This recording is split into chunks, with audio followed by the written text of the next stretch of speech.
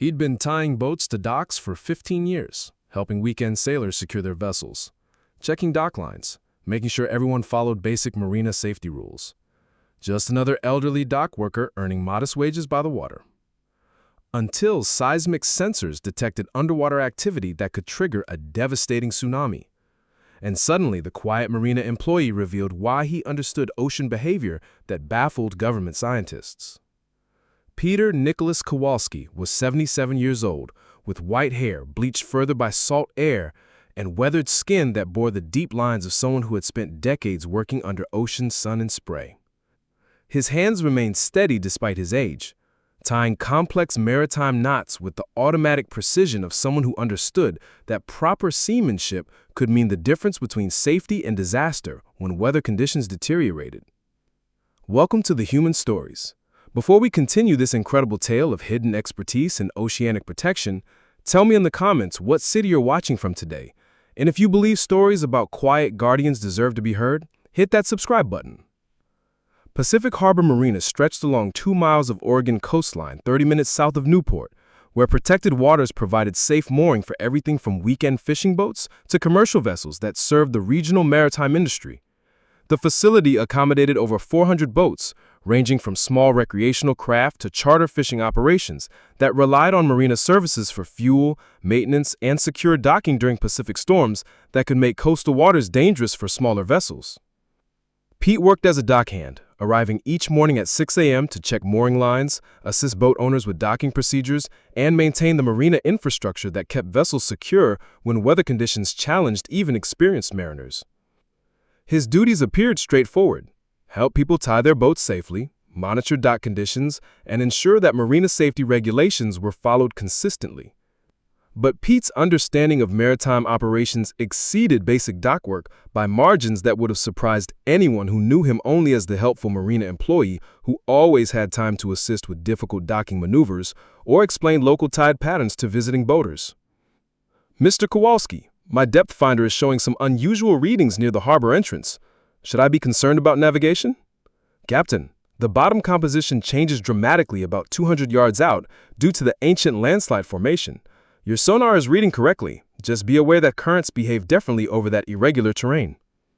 These technical conversations happened regularly between Pete and mariners who had learned to trust his knowledge of local ocean conditions, underwater topography, and weather patterns that affected safe navigation in Pacific Northwest waters.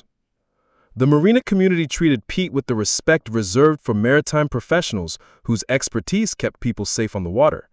Boat owners sought his advice about weather conditions, docking procedures, and equipment modifications that could improve vessel safety. Harbor Master's office relied on his observations about changing conditions that might affect marina operations. What none of them realized was that Dr. Peter Kowalski had spent 41 years studying oceanic systems with expertise that extended far beyond local harbor knowledge. Pete lived alone in a small house overlooking a marina, a modest coastal cottage that he'd purchased with savings accumulated during his academic career. The main living areas were comfortable but unpretentious, furnished with pieces that reflected practical priorities rather than decorative ambitions. But the home office revealed scientific capabilities that exceeded marina employee requirements. The walls displayed bathymetric charts marked with research locations spanning the Pacific Ocean basin, deep-sea monitoring stations where he'd spent months collecting data about underwater geological activity, oceanographic survey routes that had contributed to understanding how seismic events affected ocean behavior, and research sites where his work had advanced knowledge of tsunami formation and coastal impact prediction. Bookshelves held technical references that most marine scientists would consider graduate-level material: oceanographic journals spanning 4 decades of research, seismic analysis equipment for detecting underwater geological activity, and his own published papers that had established him as one of the world's leading authorities on tsunami prediction and coastal hazard assessment. Dr. Peter Nicholas Kowalski, internationally recognized expert in tsunami prediction and coastal hazard assessment. His academic career had focused on understanding how underwater seismic activity generated tsunami waves, developing early warning systems that could provide coastal communities with advance notice of approaching oceanic disasters, and establishing evacuation protocols that balance scientific accuracy with practical emergency management requirements. The work had taken Pete to research stations throughout the Pacific Ring of Fire, where tectonic activity created the geological conditions that could generate devastating tsunami waves. His monitoring systems had provided crucial data for understanding how underwater earthquakes translated into surface wave formation, while his predictive models had helped establish the warning networks that protected millions of people living in coastal regions. Retirement in 2018 had been voluntary rather than mandatory. Pete had accumulated enough academic tenure to retire with full pension, while still young enough to pursue maritime interests that didn't involve the pressure of academic research and publication deadlines that had characterized his professional career. The marina position wasn't about financial necessity. His university pension provided comfortable retirement income.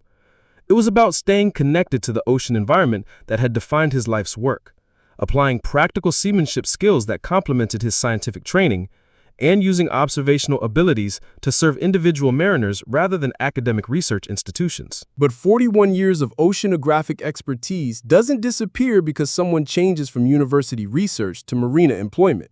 And Pete's trained eye continued monitoring oceanic conditions that could affect coastal communities where people trusted that appropriate authorities were watching for potential threats. Tuesday, April 9th started like every other morning. Pete arrived at the marina at 5:50 a.m., checked overnight weather reports that would affect boating conditions throughout the day, and began his routine inspection of dock facilities, mooring lines, and safety equipment that kept the marina functioning safely. The Pacific had been unusually active for the past week, with minor seismic events registering on monitoring systems that track geological activity throughout the offshore region. Individual earthquakes weren't significant enough to trigger official warnings, but Pete's trained understanding of seismic patterns recognized escalation that could indicate more serious geological developments. At 8:30 a.m., while helping a charter fishing captain prepare for a day trip, Pete noticed something that triggered 41 years of tsunami research experience. The harbor water level was exhibiting subtle oscillations that wouldn't be obvious to casual observation, but were unmistakable to someone whose career had been built on recognizing early indicators of tsunami activity. The wave patterns, timing, and amplitude characteristics suggested distant seismic activity that was generating long-period waves traveling across the Pacific Basin. Dr. Kowalski had observed identical signatures during research expeditions that had documented tsunami formation in real time. These weren't normal tidal variations or local weather-related conditions. They were the early stages of tsunami wave propagation that could affect the entire West Coast within hours. Pete completed his assistance with the charter boat, but began systematic monitoring of harbor conditions using observational techniques developed during decades of oceanographic fieldwork. Water level measurements, wave period analysis, and current pattern documentation that could provide crucial data for understanding whether offshore seismic activity was generating tsunami conditions. At 10:15 a.m., his concerns escalated dramatically when he detected seismic waves through direct observation techniques that preceded electronic monitoring by minutes. Pete could feel through his feet the subtle ground vibrations that indicated major underwater seismic activity occurring hundreds of miles offshore.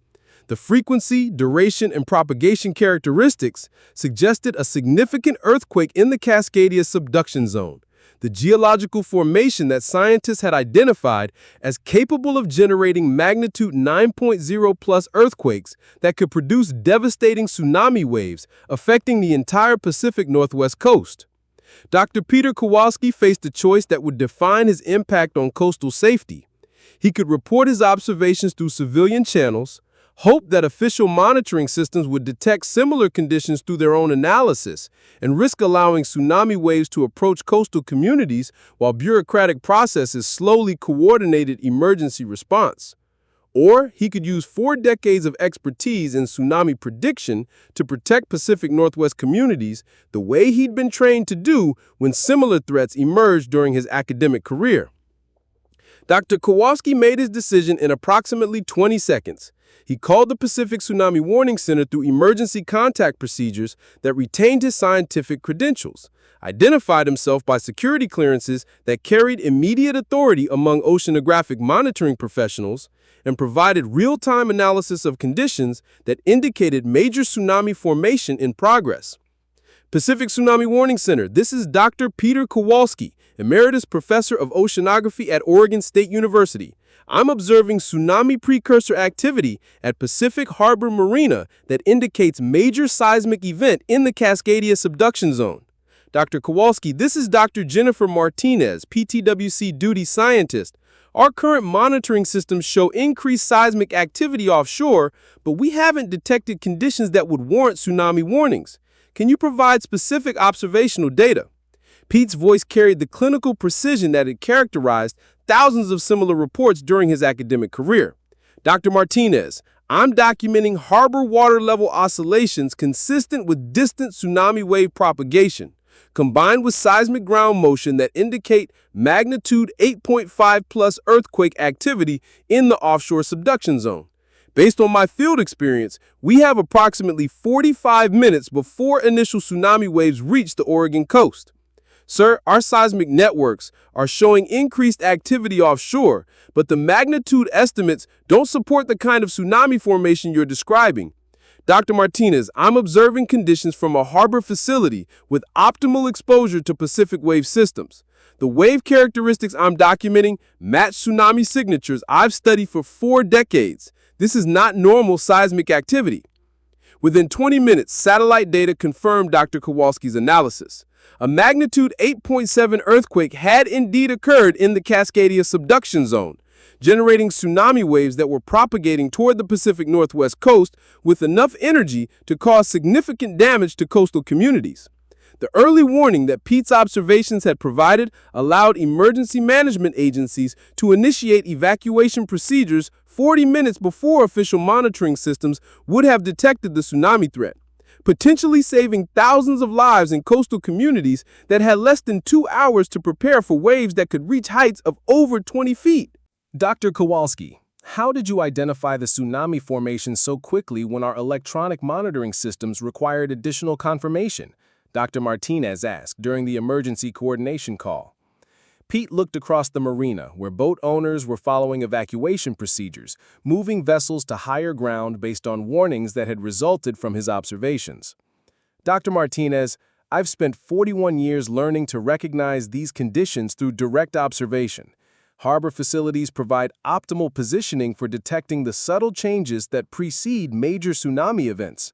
Electronic systems are excellent for confirmation, but field observation can provide crucial early warning when time is critical.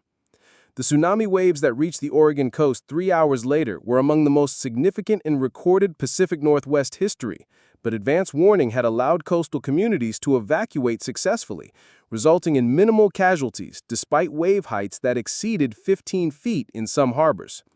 The story remained largely within scientific publications, protecting both operational security and Pete's privacy, while ensuring that tsunami warning systems incorporated lessons learned from field observation techniques that could complement electronic monitoring. Pete returned to his marina duties, helping boat owners assess damage and restore operations with the same calm competence that had characterized his pre-emergency work. But something had changed in his relationship with the oceanographic community and his understanding of how his expertise could continue serving coastal protection. "Pete, thank you for the early warning," said Captain Williams, whose charter fishing operation had been saved from tsunami damage by following evacuation procedures. "How did you know the waves were coming before the official warnings?" Pete looked across the harbor where cleanup operations were restoring marina functionality, his weathered hands steady despite the day's events. "Captain, I've been watching ocean behavior my entire adult life. When you understand how the ocean works, you can sometimes see changes coming before the instruments detect them." "Were you really an oceanography professor?" Pete smiled, adjusting his marina work shirt that covered credentials he'd hoped never to need again. "I've been studying ocean safety for most of my career. Now I get to apply that knowledge directly to keeping mariners and coastal communities safe, rather than just publishing research papers about it." Dr. Kowalski continued his marina work until he was 82, when mobility issues finally made dock work impractical. He spent his final years consulting with tsunami warning agencies while training emergency management personnel in field observation techniques that could provide early warning when electronic systems were insufficient. because he'd learned that the most effective coastal protection often required expertise that exceeded automated monitoring, observation skills that continue regardless of official titles, and oceanographic knowledge that served both individual mariners and entire communities with equal dedication to keeping people safe when the ocean turned dangerous.